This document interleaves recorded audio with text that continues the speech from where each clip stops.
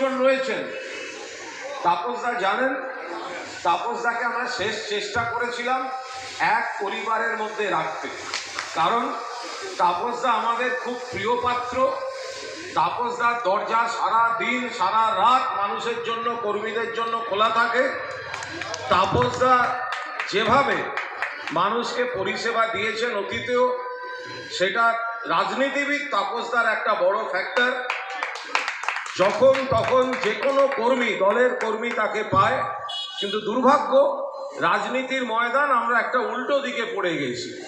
ফলে আপনারা যদি বলেন প্রার্থী, ভোটের প্রার্থী, আমি এখানে কোনো দলের মন্তব্য করতে চাই না, আমাদের দলের প্রার্থীও এখানে ভোটে লড়ছেন। সর্বভারতীয় তৃণমূল কংগ্রেসের প্রার্থী সুদীপ বন্দ্যোপাধ্যায় লড়ছেন।